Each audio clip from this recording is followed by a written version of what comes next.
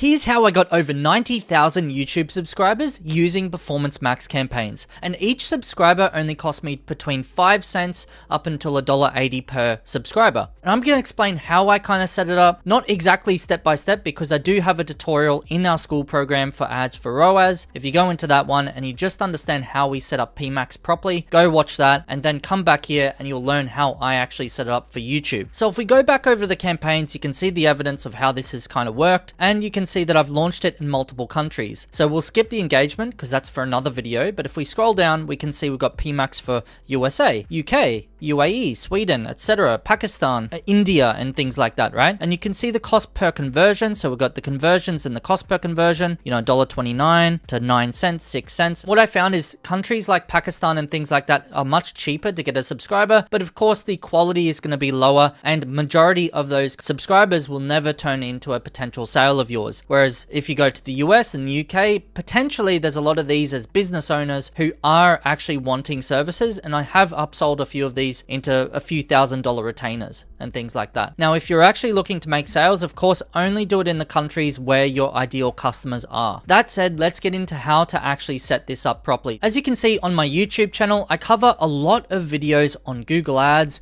and SEO and how to get more leads and sales. And so I thought about this and broke my asset groups down into Google Ads for one and SEO for the other. And inside of the search themes, I made sure that it was all about learning Google Ads, and the other one was all about like SEO training and people looking for SEO courses and people in that mindset where they're wanting to learn stuff. And then in the audience signals, since I was hopefully looking for people that were in market for SEO services themselves, that it would be likely that they were business owners, I used these kind of interests and demographics so that we could find people that are in market for things and they're actually looking to buy something and they're on the buying journey, right? I didn't want just any people looking for free courses out there, even though that's what this can do as well, but I did want a chance to upsell some of these into clients, which I have done. Now for the search themes, I have looked for like free SEO course and SEO courses and stuff, because what happens is some of these business owners DIY and they look at the tutorial and it looks too hard, and then they're like, screw it, I like this guy, I trust him, I want to go with him. And that's kind of what I've been doing throughout this whole journey, and you can see it's paid off. You know, I've got 131,000 subscribers now, and out of all of those, I've got about 10 really good quality contracts out of them, which turned into multiple hundreds of thousands of dollars, which has been really cool. You know, I've got my ROI back just from running these ads. So with these two asset groups, what kind of ads did I run? What were the headlines? What were the images and all that kind of stuff? So if I go edit assets, they kind of mirror each other. It's just I changed the headlines and images to reflect people who are looking for SEO and other people to reflect Google Ads, like the back end of Google Ads dashboards or results or what that looks like for cost per conversion. So as you can see, it's like get better at SEO, rank #1, blah, blah, blah, blah, blah. You know, it says build SEO skills fast, get better at SEO, etc. Of course, it does its own thing and rotates those headlines. And then for the imagery, I've got like Hrefs images showing like increase and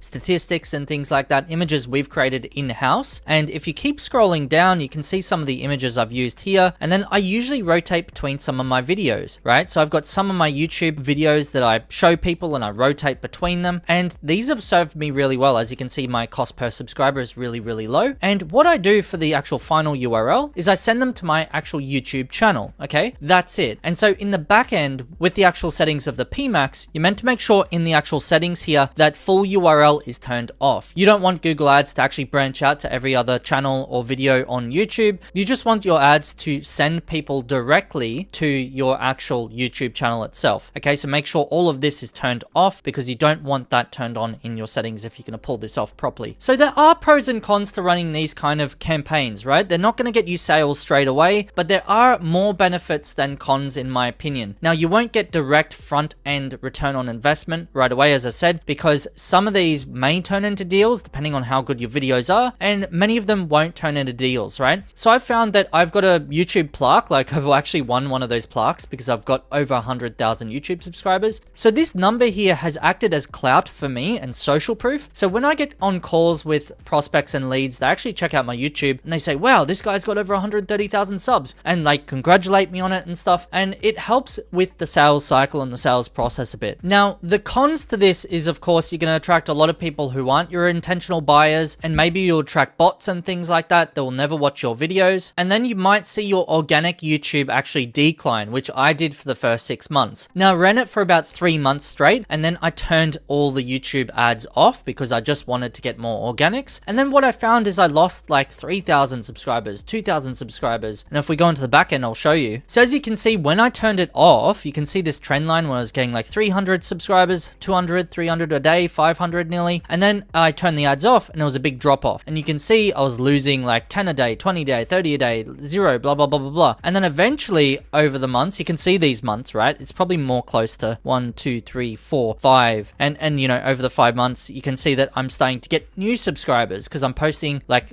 every week all the time and I'm posting new videos all the time. So it's starting to go up and up and up and up again. I'm starting to run the ads again because I've found that's beneficial. And you know, if you're only spending that amount of money, and I've already turned this into multiple hundreds of thousands of dollars each year in LTV, then it's worth the ROI in my opinion, and also the social proof that comes with it. And the key to all of this is only attracting people who are your ideal customers, not attracting people who aren't interested in SEO or aren't interested in Google Ads. What's the point? And so when you set these up for yourself, it's going to be totally different. If you run a different business that teaches people on physiology, like physio and like elbows and rehabilitation stuff, then you only target people who are going through those particular pain points. I'll show you a different campaign type that I'm running now that acts as that engagement engine. So I'm actually targeting people that have specific problems, but we'll go through that in another video. But this here will not necessarily attract all the right people coming to your channel, but at least it's going to attract potential customers coming through, and you don't expect a direct return on investment. If anything, like you can see, even if you want to treat it like a brand campaign where you also get subscribers, I've reached 22 million people, or 22 million impressions, I should say, with all of this. So there's more pros in my opinion to cons here. So that's it, right? We didn't really go into everything into details because you've got all of that in the PMAX tutorial here inside of school.